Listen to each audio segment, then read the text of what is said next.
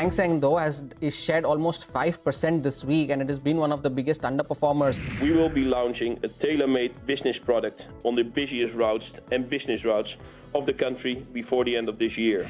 About 23,125. That's the immediate first level to watch out for. 22,928. It's flattish, 30-40 points lower.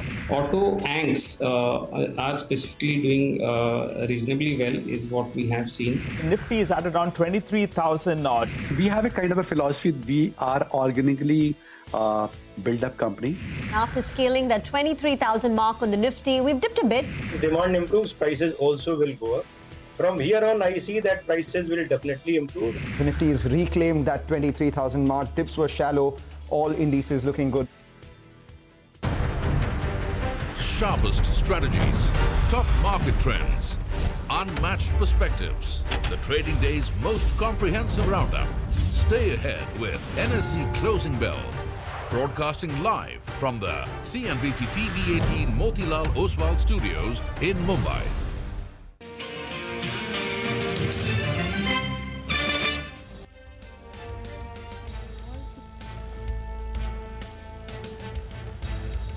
Well, that's the day so far, and it has been arguably a quieter day as compared to the big up-and-up day that we had yesterday. It's also a Friday, so going into a two-day weekend. Could not have said this last Friday because Saturday was working, so that's good. We'll talk about markets, stocks, everything over the next 60 minutes. We're coming to you, of course, from the CNBC-TV18 Motilal Oswal studios. I'm Prashant. With me, my colleagues Reema and Surupi here, and Nigel is joining us from the newsroom. Guys, hi, good afternoon. Hi, good afternoon. I think the question now is, once you've scaled 23,000, you're at all-time high levels. What next, right, for the markets? But, I'll tell you one, Prashant, I'd say that while it's a quiet day, it's probably not, a bad Friday at all. Because I remember the last time this market was negotiating all-time highs, there were immediate sell-offs. And today we've not had that. We've had, minor sort of, cool off from the dip. But again, the buyers come in. And we didn't give up 23,000 entirely. We were trading above that mark just, I think a couple of minutes, still a couple of minutes back. So good Friday maybe indeed. Good week and good Friday. Well, that's right, but 60 minutes to go, guys. I can sense it in Surbi's voice. She's looking forward to the weekend, but 60 minutes to go and anything can happen. And who would have thought, Like you, Nigel. He's counting the plus 30 for Editors Roundtable. Who would have thought at the start of this week that we'll be staring at 23,000 odd? But I think next week what we look forward to is 50,000 on the Nifty Bank.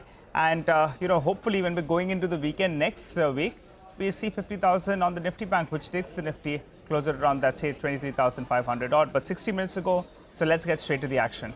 Absolutely, and I think 50,000 is more punchier, right? Yeah, nice round figure. Anyway, this was also the week 75,000 was scaled and mounted on the sensex. So that's also a fantastic number to have on board. Records all around, right? But just a few points as we always do before we start sort of getting an opinion, etc. Quieter day for frontline indices. The Nifty Bank, of course, which had a 2% up move yesterday, is trying to get past and I guess close above that level, which is 48,832. That is okay. I think now we are at 48,933. So yeah, we're comfortably. Let's see what the close is, because that's the last retracement of the fall, and then you're basically looking at that 50,000 number. Same thing happened with Nifty, and of course Nifty, once it crossed that 61.8, it took 3 days actually for it to get to a new all-time high. Trailing support for the Nifty Bank, actually for both the Nifty and the Nifty Bank, it's the 40 hourly. For the Nifty Bank, that number is 48,235. It's about 1.5% away. For the Nifty, that 40 hourly is 22,645. These are, in a way you can look at them as trailing reversal stops for both the Nifty and the Nifty Bank, the closest in terms of supports.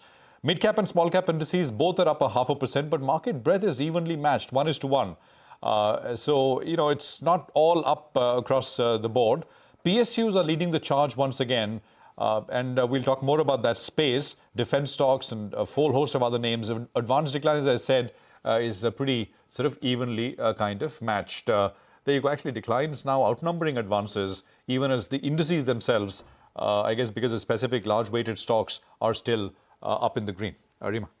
Well, for the week, the Nifty's gained close to about 2%, while the mid-cap index has seen a gain of about 1.2%. So this is the week where the large caps have come back into action.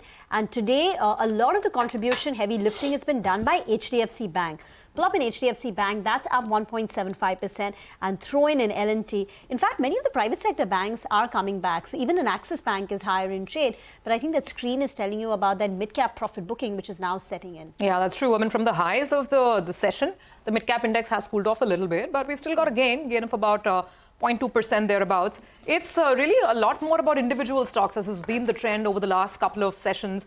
I mean, I'll still give you names. Don't go by just what that flat index is doing.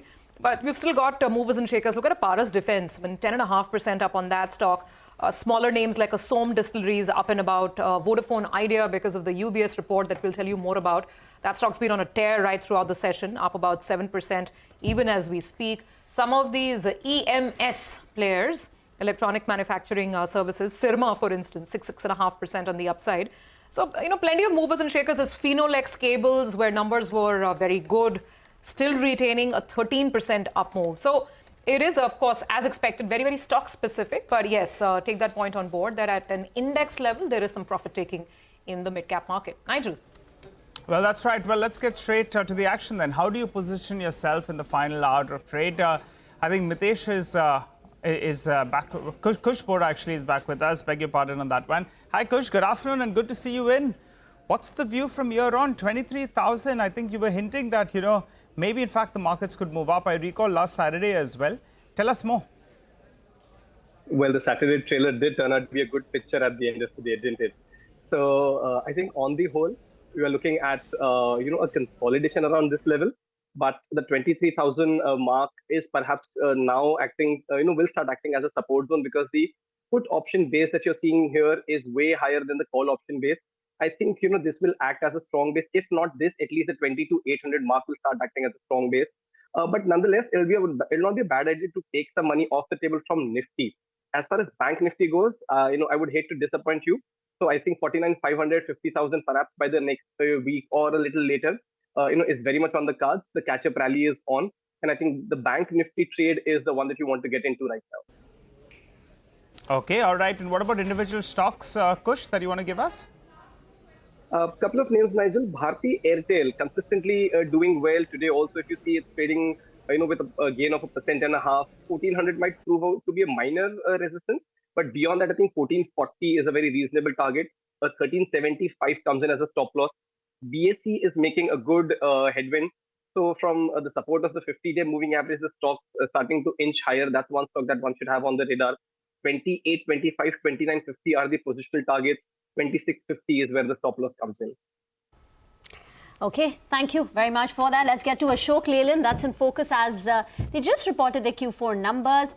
There has been a near 20% jump in the company's profitability. But for more details, the fine print, Sonia now joins in. Sonia, the decline that we see in the stock price is because the markets have started correcting, or there is a miss on the numbers? So it's largely in line with estimates. The numbers were expected to be on the weaker side, and they are weak. So, that's why perhaps you're seeing a little bit of profit taking as well. Remember, the stock has gone up almost 20% in the last 1 month. So there is definitely some money being taken off the table.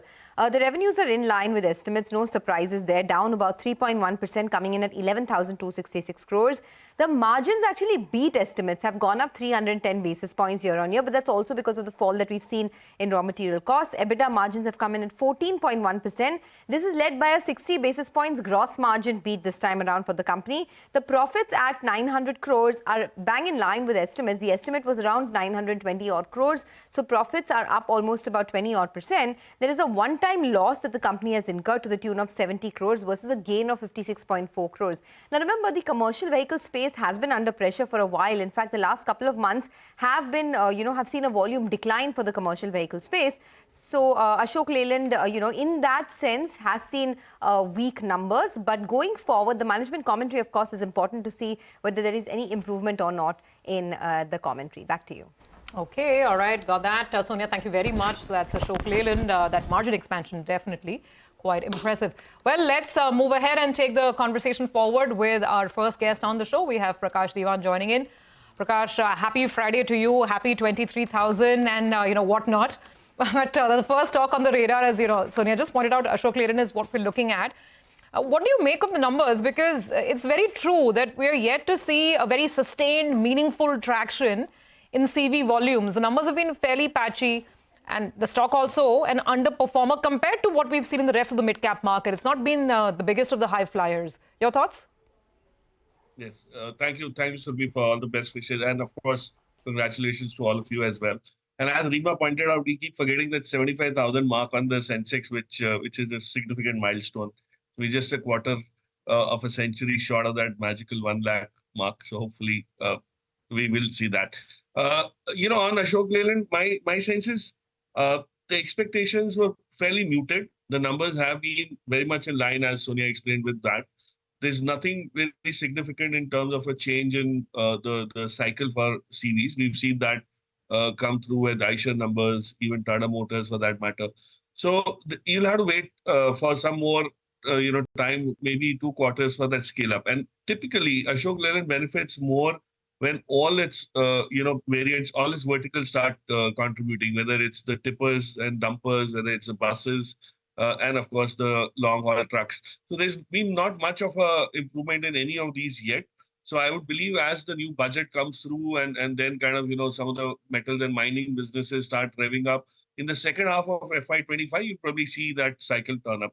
Right now, if you want to look at Ashok Leyland's given out its numbers, the last of the lot actually on the auto side.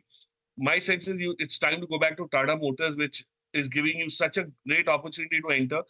Just because of that cautionary guidance of sorts, there was a little bit of profit booking, which has been a bit overdone, if you ask me.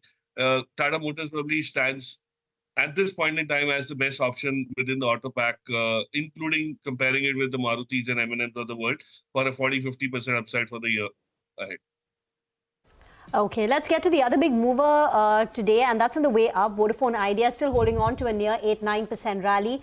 Today, UBS has upgraded Vodafone Idea to a buy, and they've pegged the target price at 18 rupees. So significant upside from current levels, and this is the highest target price on the street.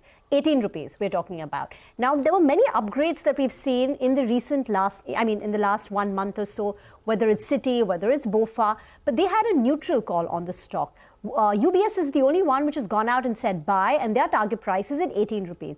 2 triggers for the company: 1, a tariff hike; 2, potential relief from the government. A potential tariff hike, according to UBS, is priced in. They're expecting, 15-20% in the next 1 or 2 years, but according to them, that's priced in. But what may not have been priced in is a potential relief from the government on their AGR dues or spectrum. If that comes through, then according to UBS, it's a bigger trigger for Vodafone Idea than Airtel.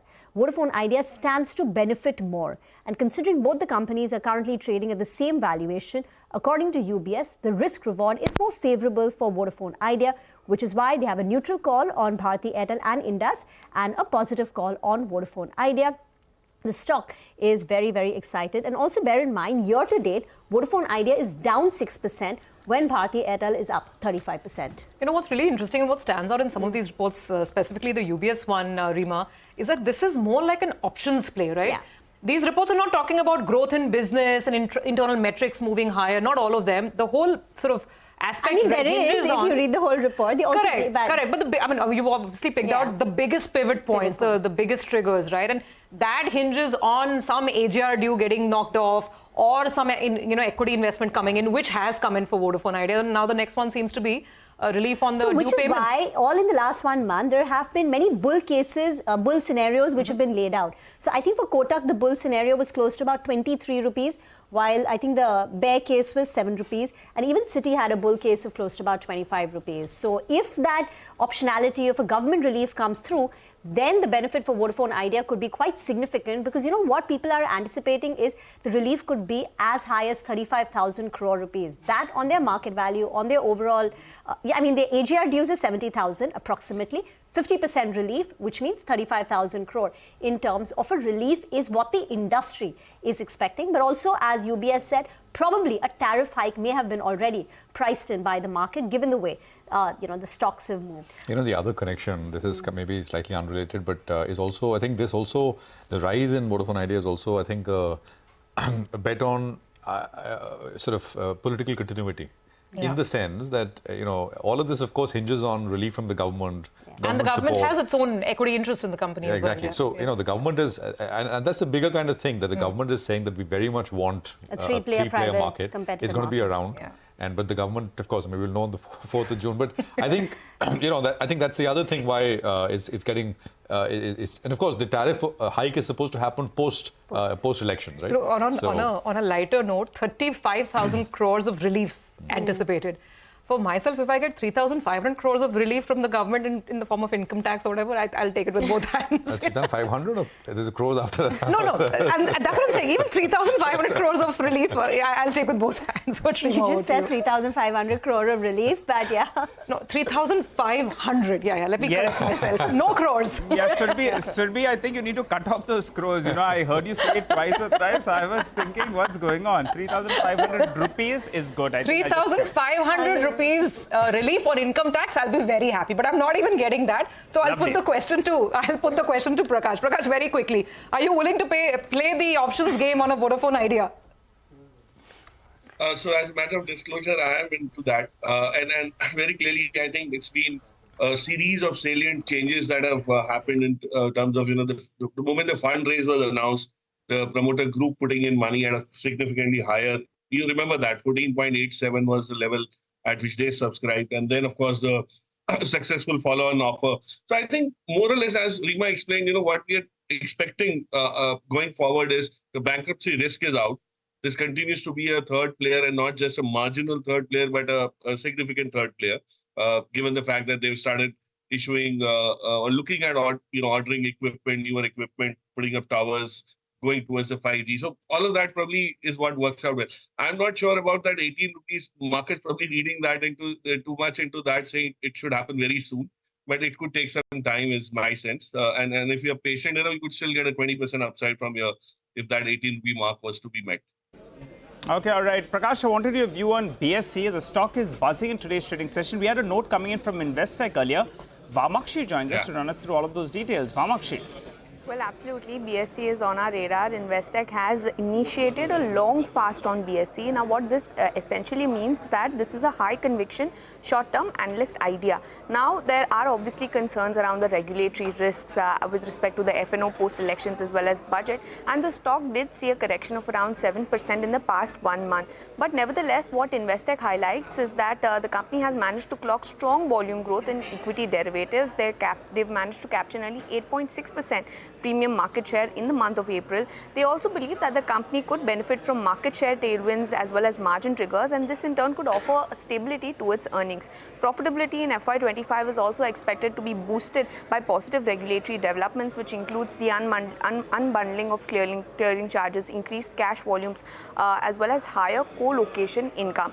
Overall, they expect 40% earnings CAGR from FY24 to 26, and they also believe that the company could maintain an ROE of almost 30% plus. They believe the valuations at nearly 30 times of FY26 earnings are quite attractive, and given that, they've gone ahead and initiated a long fast on BSE. Okay, thanks a lot for that, Vamakshi. Prakash, this one has been a big mover. You have the unlisted share NSE as well that's got excited post those results, the dividend pay as well as the adjustment. But what's the view on BSE? I think it's a wonderful business. There's no doubt about it. But FY26 is too far off. There's too much of regulatory overhang that warrants a little bit of a softer premium multiple to these businesses. I wouldn't want to pay 30 times FY26. So there's so much uncertainty, unpredictability about what could hit them, and the revenue profile changes dramatically overnight. So that's a risk involved here. It's fairly valued. Every time the chances of the NSE IPO go down or soften, the BSE stock starts getting a bit more center stage is what happens. So apart from that, I don't think there's any new triggers that you look for. You would have to buy it on dips the way you had some days back when there was a little bit of a fall. So when you get that 10-15% off, that's the time you accumulate. But otherwise, at this point, I wouldn't ride the moment. Okay. Got that. By the way, Prakash, good afternoon. Hospitals, we spoke to many hospitals today. On the back of earnings, we had Max, Yatharth, Fortis. What's the best play? Medanta's come off some 15% from the recent highs, from 1,500 down to about 1,100. If one doesn't have any hospitals in their portfolio and wanted to buy one, what's the best best way to get exposure and why? Good afternoon, Prashant. So I don't know why you chose today to speak to so many hospitals when things are looking so rosy. But nevertheless, it's always good to understand this business from a secular perspective. It's a great team. The only stock on the business that I have found to be very resilient in terms of its ability to maintain margins and still grow at a very defined clip is Narayan Dutale. So if you look at NH as compared to some of the bigger names, the ones that have probably been more mature in terms of established businesses like Apollo and Fortis and all of that, this is one business that doesn't need to market itself too much. It's running to capacity. I mean, very, very close to capacity. The APROP is fairly consistent if you look at from a yearly perspective or a quarterly perspective. I haven't seen any upsets there. And the way they're managing scaling up it's a bit gradual, but it's very promising. So I would definitely look at this rather than try into something which is still too established or has very few facilities to back the business. This is much more robust in that sense and resilient, as I said. Got that. We'll take a quick commercial break here. Prakash, thanks very much for that. By the way, I was thinking about Vodafone Idea. The other thing which struck me, and you were talking about these price targets, right? And Prakash was also mentioning 21, 18, etc. Usually in this market, you look at, you take any sector, any company, you look at price targets, consensus. They're all behind where the current price is. Price target is 1,500, stocks at 2,000, 2,005. Here, you're getting price targets now which are slightly higher. Right. I think what's happening also is that people are... One now, all the others are 15 rupees. This is the first one where it's above the 18. And then 21, which is That's that the 22 bull and 23. Well, I'm just saying that I think this is also happening because there is strength in numbers. One does it. It's just there is also that because there's a herd mentality. But it also in a way it tells you that there is also because there is reputational risk, right? For something like this, it's kind of coming out of the depths of crisis, and it has to really turn around. A lot of things have to go right, and that's why I guess they are being cautious as well. That's the point. So when they say 18, I mean, if things work out, it's not going to be 18. It's going to be much higher. That's the point I'm trying to make. But I think I completely take your earlier point. This has a lot of play on political continuity as well, and a lot of the targets veer around to the chorus on the electoral side, and then the expectations here. Perhaps there's a linkage there, which which only sounds logical. On that note, we have to take a very, very quick break. We'll come back on the other side, and we'll have Aditya Sood of Incred PMS joining in with some views.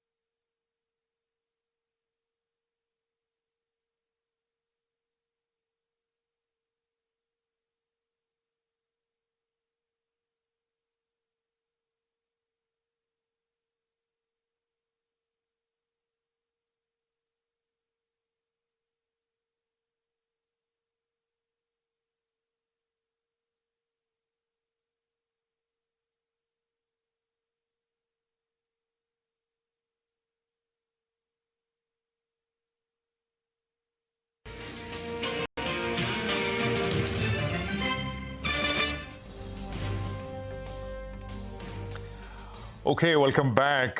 So what, 5 points? So it's absolutely flat at this stage. Nothing going on very much. 22,972 is where we are at. Aditya Sood is with us, portfolio manager at Incred PMS. Aditya, good afternoon. Good to have you with us here. Thanks very much for your time. The question many are asking us is, what's the best way to sort of play the upside post 4th of June? If the numbers are what the market wants them to be? Is it PSUs? Is that the pack where there'll be a sort of a lot of action? Is it something else? How do you think about that if you do think about that? I think so. We are at a very interesting juncture in the market, right? Because if you look at positioning today, we have seen a fair bit of FI selling going through. Incidentally, it has coincided with the MSCI China doing well. 17-18% up move on MSCI China. So if you talk to gem managers, essentially, there are a lot of FIIs who don't want to take the election risk. And, once the election risk is behind, possibly, there could be a bit of reversal. Now, the good news is that, with such heavy selling which has gone through, possibly mean reversion and FII flows would be watched, keenly. And that is how we are trying to position ourselves in stocks, wherein FIIs can, possibly come and buy. So that is one bit of the market. On the domestic side also, I think so there is fair bit of cash which is sitting in, MFs apart from, what we get from the SIP flow. So this is a perfect recipe wherein possibly, if you get a positive surprise, stocks can do well. But our approach typically has been to focus on something which has not done well in the past. And what we are seeing is that, increasingly in this market at an elevated level, people are becoming, value seekers. And wherever you see value getting, if you see an element of surprise coming through in terms of, the numbers getting reported, you are seeing, fair bit of re-rating happening, fairly quickly. But where that answer I'll come to. I know your approach has been to kind of sort of find stuff which is not done well. Absolutely the right way to go about it. But for once, if you can put that momentum hat, where will what looks primed for that sort of bursting through the gates higher if you get that surprise 4th of June? I think so. Momentum has to be looked in conjunction with under ownership of both DI and FIs. So at an elevated level in the market, if you find a stock wherein there is no institutional ownership and you see earnings momentum trending up, and this is what we have seen across our various stocks that we hold in the portfolio. These are not recommendations. I'll just taking a cue from hospital discussion that you were having. So for example, if you can find a stock which is under-owned and trades cheaply, stocks can be up 30-40% within no time. No, but just to press on that point, Aditya, you said that you're looking to position where perhaps there's a greater chance of FPIs increasing their ownership. So does that logically come back to large caps like banks? I'm just going for the most obvious sort of guess over here. But beyond that, what could be the areas you're looking at to play that under ownership sort of strategic tactical move? So if you look at, certain baskets in the market, FMCG is something that I have been constantly highlighting for, I think, so last 2-3 months. We find consumption as a basket, which is under-owned by most, at this point in time. So what you are seeing is that, there is a divergence between rural and urban, which has started to play out, which is there in the data now. Slowly, if you look at Marico, HUL, Dabur, most of these companies are doing well. MNC Pharma is a very, very interesting space.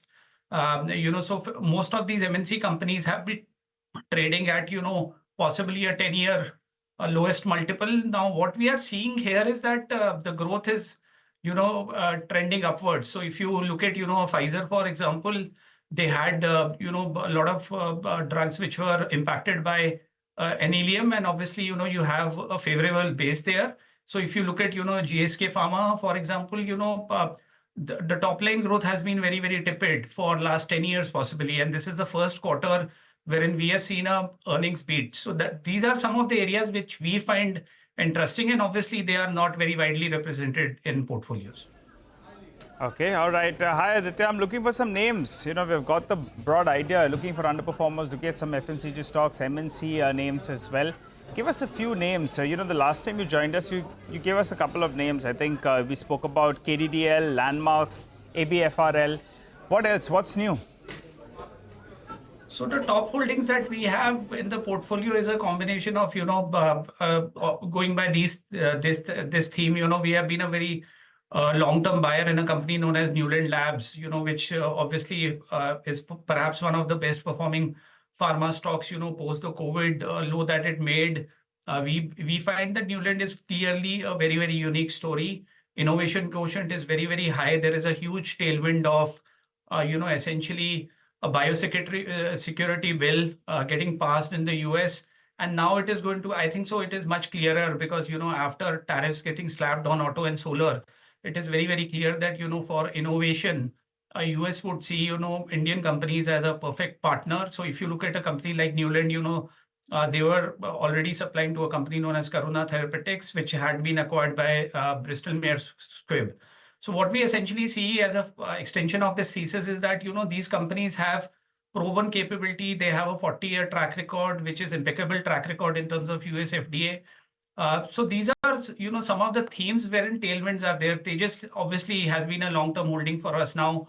I think so there was a fair bit of surprise on the numbers per se. And that is why, the stock has seen such a huge re-rating in the last quarter itself, right? Because people never believed that the BSNL tender would be margin accretive for them. But what they have demonstrated in the past quarter is essentially that gross margins have been reverted. And obviously, there was an element of semiconductor cost getting built into gross margin. So what we have seen is that, they have reverted to 13% EBITDA margin. And now with this telecom, capex story picking up, we do believe that Tejas has a very, very bright chance of possibly, extending the BSNL contract to a Vodafone Idea as well.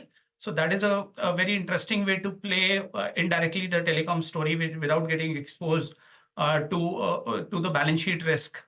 And the third company that we have in the portfolio is the Intellect Design Arena, and our long-term structural call on this company has been that margins would trend up.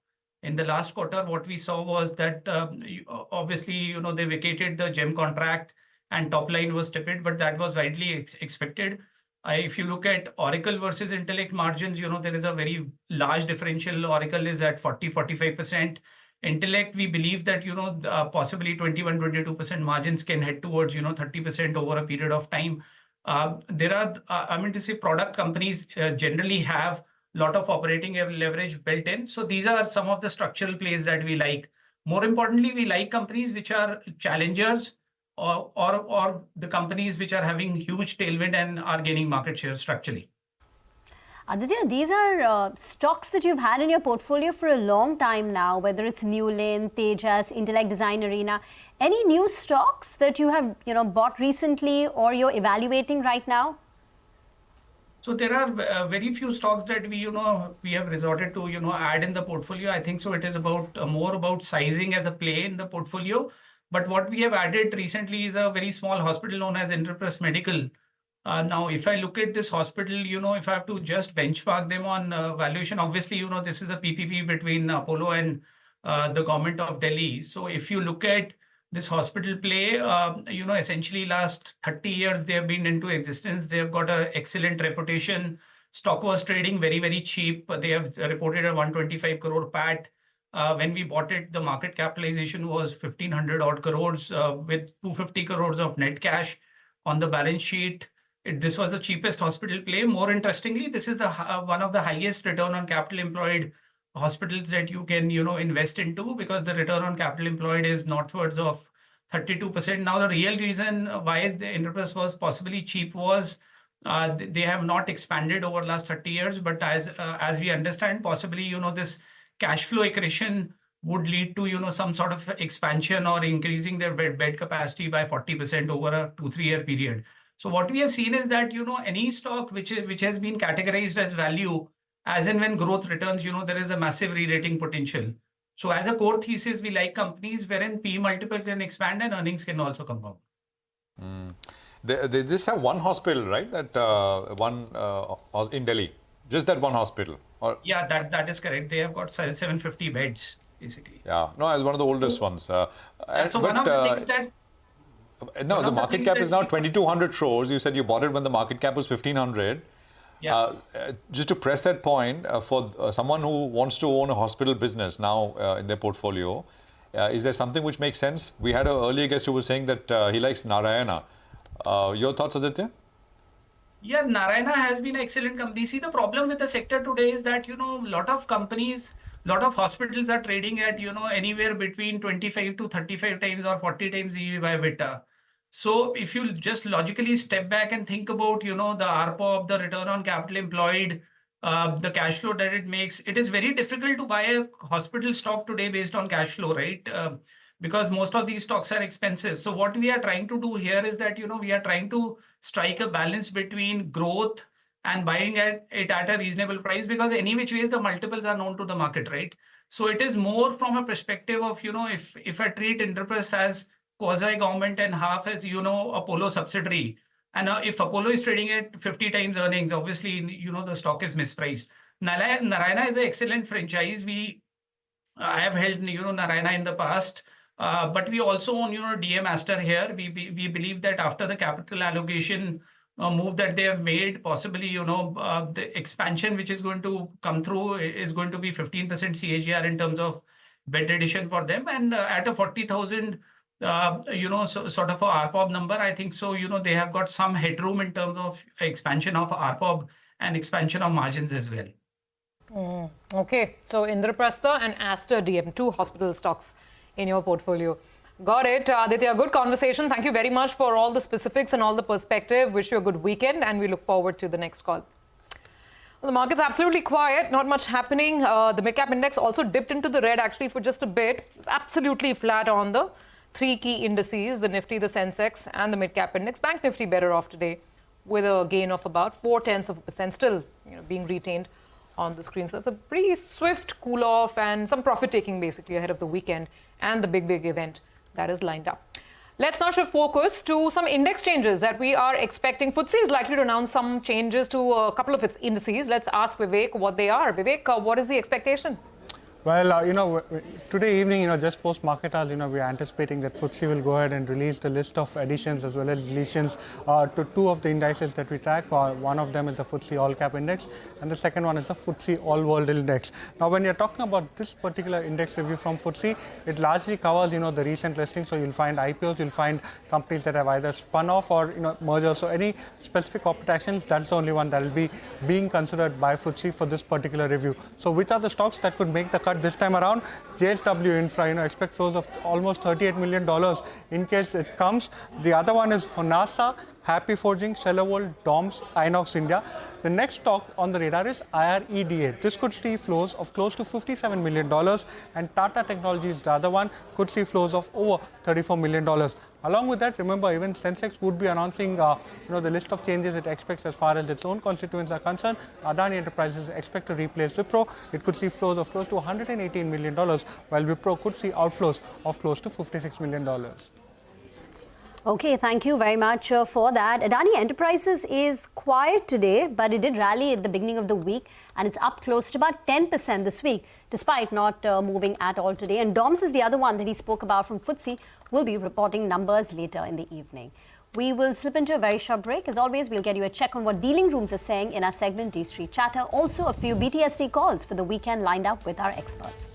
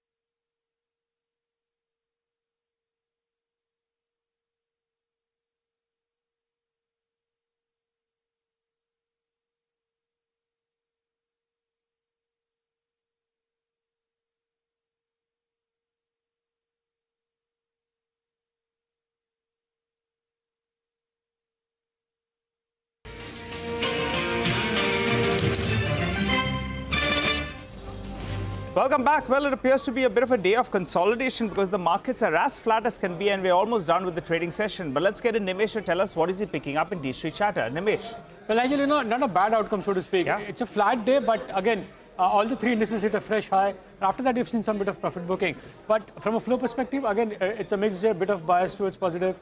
And again, the PSUs are well bid. So that's the space which has again been well bid, and there is a bit of buying as well in that particular space. So that clearly stands out. I guess the only thing is that after a big rally yesterday, we don't have so much of a cushion of the short in the system. So that's something to watch out for. And I guess next week is going to be equally important, just ahead of the very big event. So I guess markets can be just consolidating in the next few days from here on. But the good part is that some bit of money is returned to the table from the larger FIs. We saw that yesterday as well. Despite the block deal, they were net positive. Even in today's market, the number will look large, but do account for a couple of large block deals, including the Adani Port block. So because the seller was not an institution, which is why you'll see a large number again in today's market. But as I said, flat as it can be, but at least there is buying interest in some select names and some PSUs as well. Well, that's right. And yesterday we saw one of the most powerful short covering bounces that we've seen in the recent past. But individual stocks, Nimesh, what are you picking up? Well, so the first name is HDFC Bank. After a long time, looks like some bit of buying is back in that particular name. A couple of reasons for the stock to do well today. One, a selling pressure from a leading long-only fund is largely over. And now some domestic funds are quite active buyers as well. And that's the reason why HDFC Bank is buzzing in trade today. The second name is Adani Ports. A large block, nearly 1 crore shares got changed hands today in Adani Ports. In terms of details, I understand a strategic investor was a seller and a lot of domestic and long-only funds were buyers in today's block in Adani Plus. So the disclosure will be interesting there. The third name is Stark, a small real estate company, but that's been buzzing in today's market. There were multiple block deals as well today. And I understand a leading family office was a buyer in today's block. The results are next week, so watch out for that in Turk. And the last is Samvardhana Motherson. Again, a strong pullback in the last couple of days. I understand the FI interest is back in this particular name. And there are buy flows. Expect high delivery volumes in Samvardhana Motherson today. Nimesh, the Adani Ports bit is interesting. Stocks up 40% this year. It's, and of course, some would argue it's the strongest sort of business within the Adani group. You're saying that there has been a large block and, some funds, etc. have come in?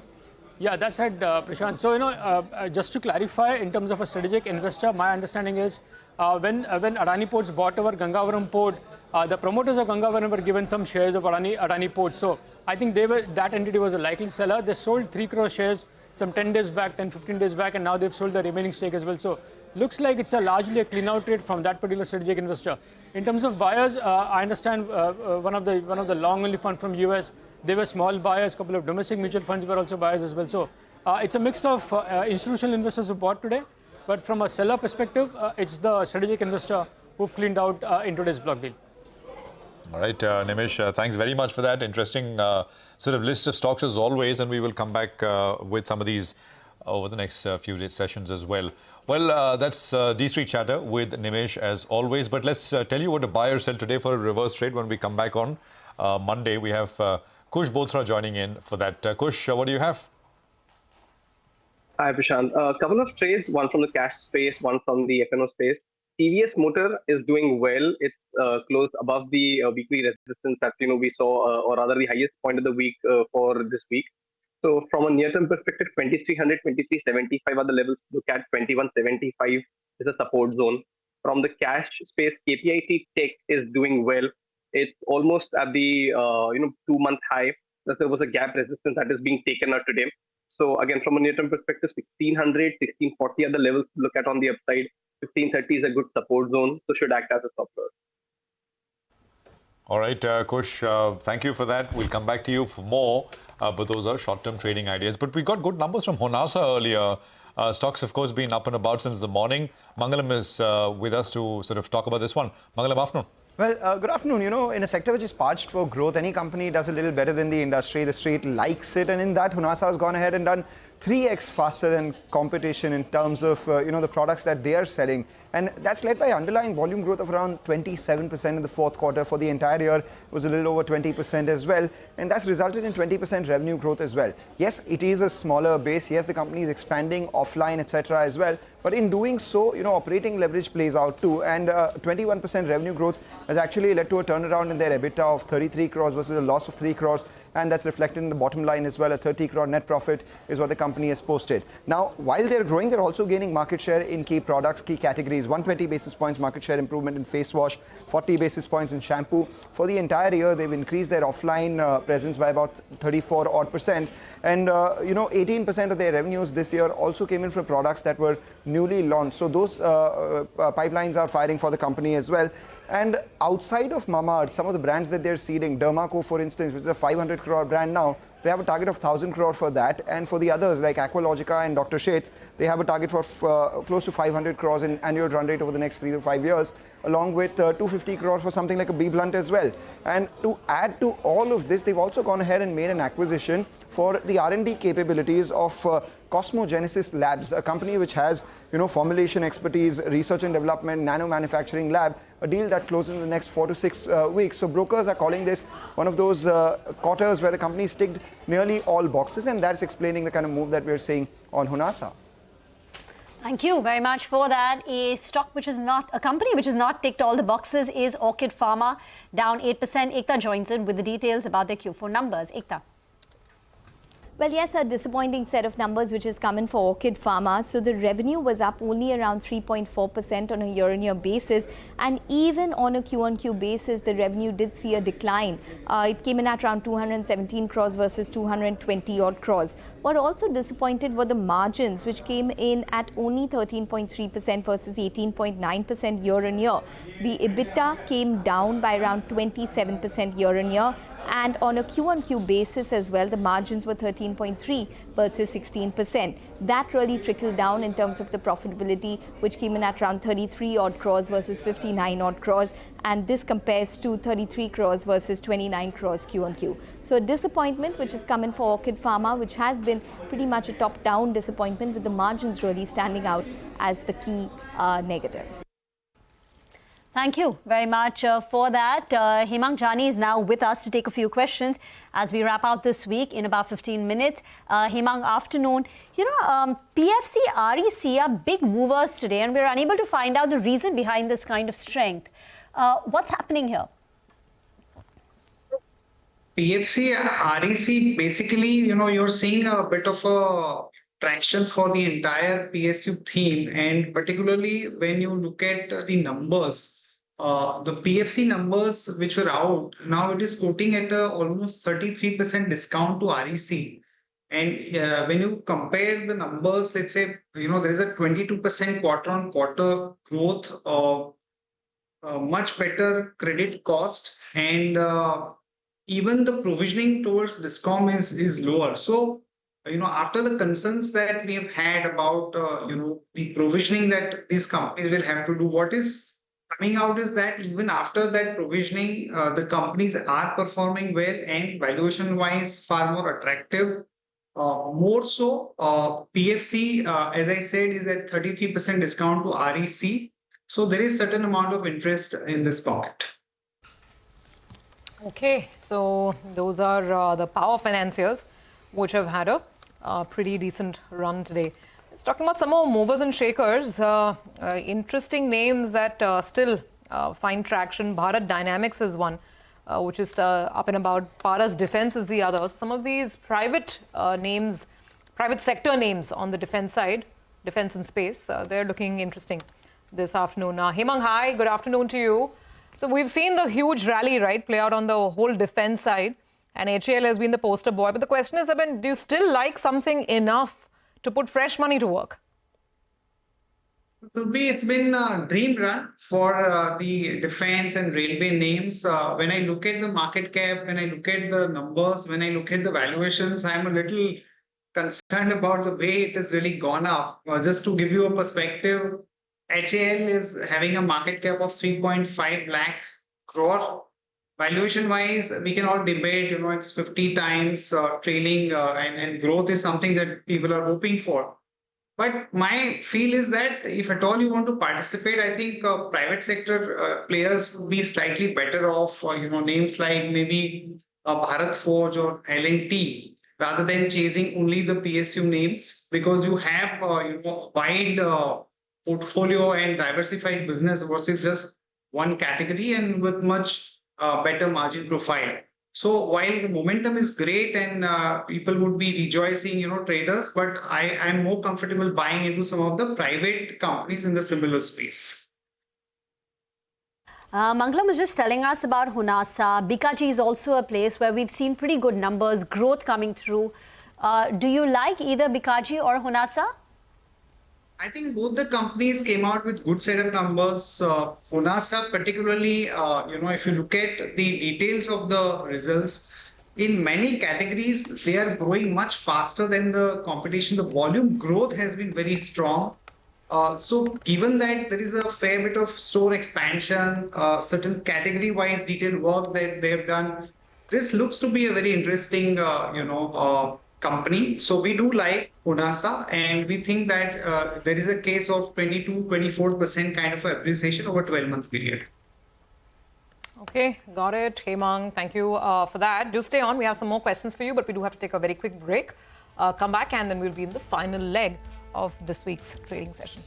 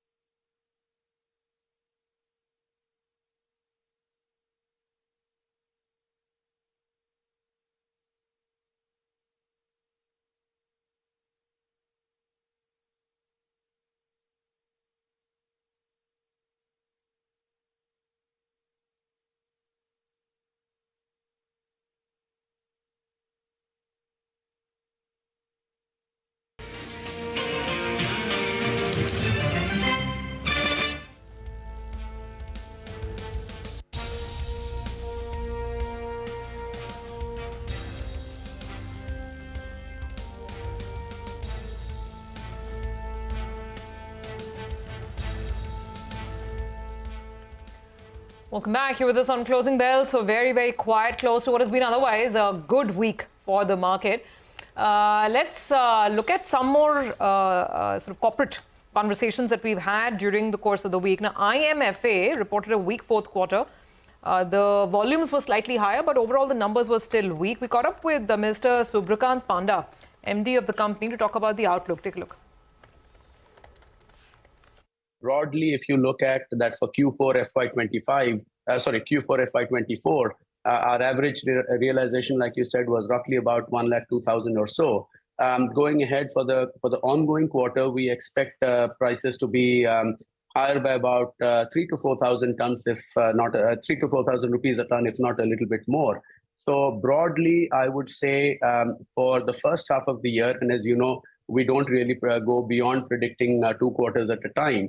But for the first half of the year, for each of the quarters, I would comfortably predict an EBITDA higher than 150 crores. We would expect EBITDA margins to be around the 20% margin or a little bit more than that, in fact. In as much as the expansion is concerned, we are expecting to have the entire capacity online by middle of 2026. So we will have the entire capacity available for most of FY27. A quick update on the project: we have received environmental clearance. It has been recommended, so we should be getting it any day now. Okay, some more earnings reactions that are playing out. One of them is Manappuram Finance. Good numbers, and I think the stock is moving up. NII growth of 32%, a profit jump of 35%. So Manappuram Finance is higher in trade.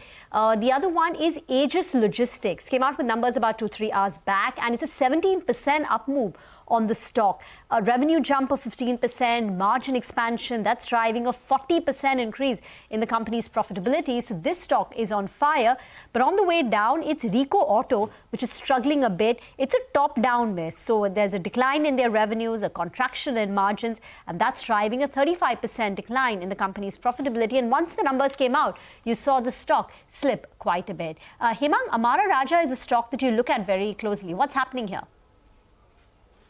Well, I think the company will be announcing numbers on 28th, and people are expecting almost about 12% kind of a volume growth with almost about 12-13% kind of operating profit margin. Recently, the company has done tie-up with some of the OEMs. Also, political event, will have some role to play, depending upon who forms the government. So I think there is certain amount of interest which is there in the battery companies, both Exide and Amara Raja, and Amara Raja mainly because of the strong result expectations. Okay, that is Amara Raja in focus. Let's just go back to the large cap screens. Very quiet, just 17-18 points down. Not much is moving, but HDFC Bank is in leadership position, up almost 1.7%. Now, remember, yesterday's FI numbers were very, very good after, I don't know how long. I mean, it was a triple-digit buy figure in excess of 4,000 crores. Now, not sure if that's going to repeat today or not, but again, the kind of large cap buying we've seen, HDFC Bank, L&T, the hope is that that's going to become a sustained trend, this FII inflow. Hemang, on banks, what's your pecking order? What would you look at buying afresh? There is a case for certain amount of catch-up when it comes to the banking sector, which has underperformed big time. You look at last 6 months, 12 months, even beyond that.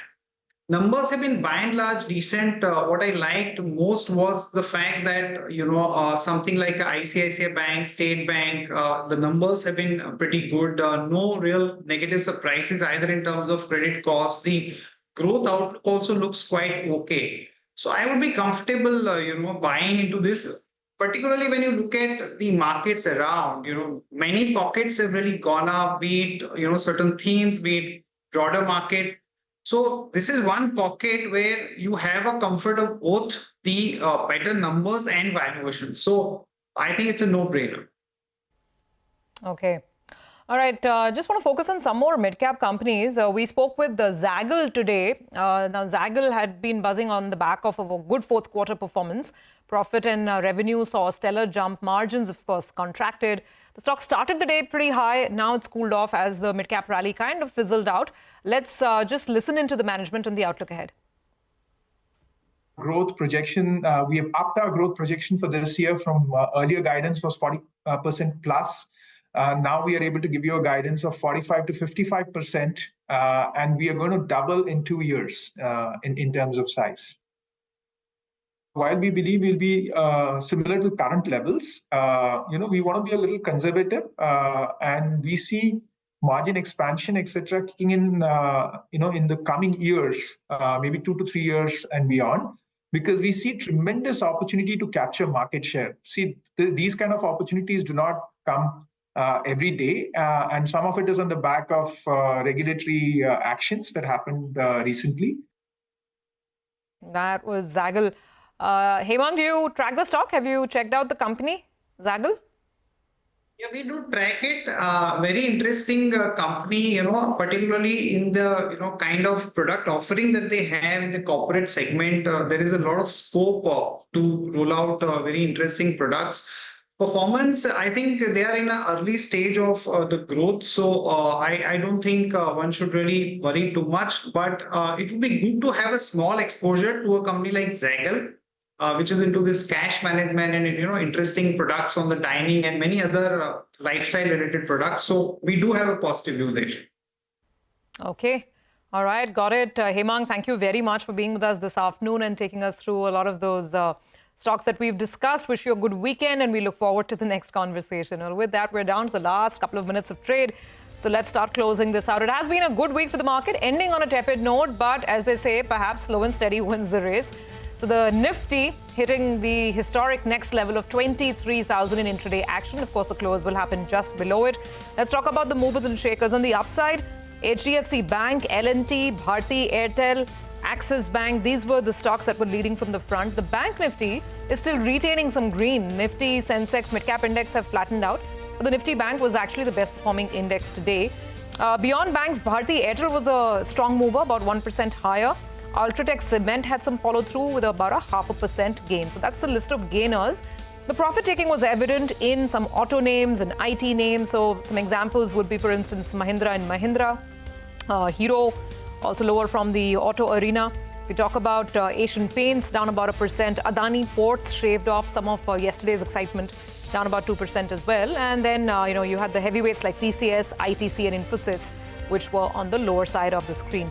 Let's talk about the mid-cap market. Of course, it's very, very earnings-driven today. The mid-cap index fizzled out. The breadth is also slightly negative as we are winding up the day. But individual movers and shakers as usual. Phenolics Cables, strong earnings reaction, about 12% higher. Vodafone Idea on the UBS report, talking about a possible upside if indeed they get relief on AGR payments from the government. So 7% on that stock. Bikaji and Honasa were the other very positive result reactions. Good strong showing coming in over there. Bharat Dynamics, 11%. So you've got names like fertilizer companies like RCF, about 6.5% higher. So these were some of the big winners on the mid-cap screen. I should just mention here that Interglobe has ended negative profit taking, though of course a bumper quarter, but down about 3.5% on Interglobe as the day was winding up. Let's look at Ashok Leyland. Ashok Leyland ending absolutely flat with a cut of almost 1% after numbers came in mixed. Margins expanded, but top line a little sluggish. The bell has gone. The week is over. The Nifty has put on 2%, taking out some very critical levels today. So it is bulls in control, even though the final rates today point out to a little bit of profit taking this Friday. With that, it's a wrap on this edition of Closing Bell. Thank you very much for watching, but don't go anywhere because our Friday special Editors Roundtable is coming right up.